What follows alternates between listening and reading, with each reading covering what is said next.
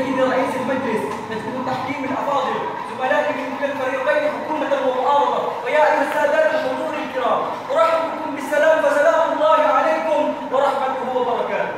جئنا اليوم إلى هذه الجلسة البرلمانية لنتناظر حول قضية المجلس الذي يقول أن الميل للتفاعل الاجتماعي في المقهى هو شكل من أشكال الخمول، ونحن من فريق المعارضة طبعا نرفض رفضا تاما على هذه القضية بناء على الحجج والبراهين والأدلة والمعطيات والإحصائيات القوية والمتينة. ولكن أيها السادة الحضور الكرام، قبل ما أعطيكم جميعا عن الحجج والبراهين أجد نفسي مرغما للرد على كلام الحكومة، إما حكومة افتتاح وحكومة اختتامي، لأن كلامهم يحتوي على الأخطاء والغلطات الكثيرة، وأريد أن أذكر أخطاءهم واحدة فواحدة حتى لا تستمر هذه الأخطاء إلى أيامنا المستقبلة. أيها السادة الحضور الكرام، إننا قد سمعنا قولهم منذ البداية حتى النهاية، منذ ألف إلى ياء، ولكنهم لم يؤتونا لحل هذه المشكلة.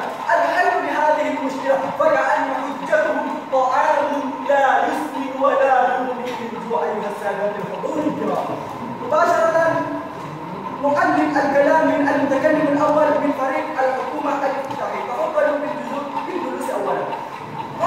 قال المتكلم الأول من الحكومة الافتتاحي بأن المجتمع لا يستخدمون الإنترنت في المقهى، ولكنه لم يذكر لنا من أي دليل ومن أي موقع ومن أي كتاب وجد هذه القضية. وثانيا المتكلم الثاني من الحكومة الافتتاحي قال بأن هناك الأرقام الذين بأن أكثر المجتمع وأكثر الطلاب يذهبون إلى المقهى وهم يتكاسلون، ولكنهم لم يكونوا أيضا من أي موقع ومن أي كتاب وجد هذه القضية. وإن دل على شيء فإنما هم الحكومة الافتتاحية يتكلمون حسب عقولهم ولا يأتوا لنا بأحسن الحجج وبأظهرها.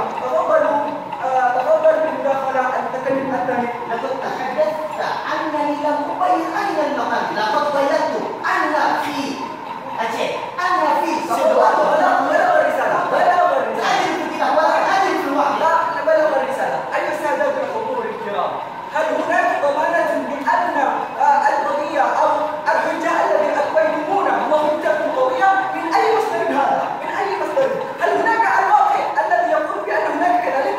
وأن هذا القول فقط صدر من لسان المتكلم الثاني من الحكومة الافتتاحية، وإن دل على شيء فإنما يدل على أنه يدعون بادعاء شديد. تفضلوا بالجلوس أولا.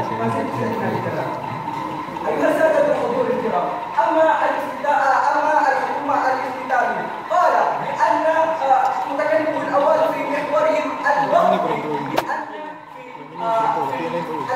الميل بكلمة الميل هو إرادة أن نزور إلى المقهى كل يوم أو كل وقت، ولكن أيضا نجد هناك المعطيات والإحصائيات الكثيرة بأن هناك الأشخاص المتميزة الذين يميلون حياتهم لأن يزوروا المقهى كل يوم، مثل ما وقع إلى إيوان فارس.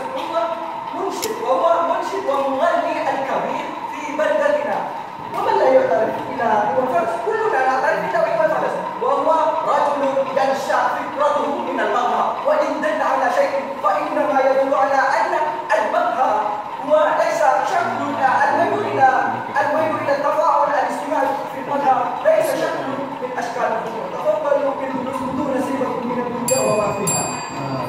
أيها السادة الحضور الكرام، مباشرة إلى حجتنا الواقعي في محور الواقعي، نقول أن التفاعل في المقاهي هناك نجد التفاعل السياسي والاقتصادي والثقافي، حتى وجدنا هناك الأشخاص المتميزين الذين يتفقون الأمور المهمة في المقاهي، مثل ما ذكر زميلي المتكلم الأول بأن روزفلت وكذلك سوكرنو يتوحدون فهمهما في المقهى لأن يصدر الأسلحة العسكرية لإصلاح هذه البلدة. وإن دل على شيء فإنما يدل على صحة موقفنا وقوة حجتنا بأننا نحن نرفض هذه القضية رفضا تاما، ونجد ذلك المعاملة الصحيحة في المقاهي ينشئ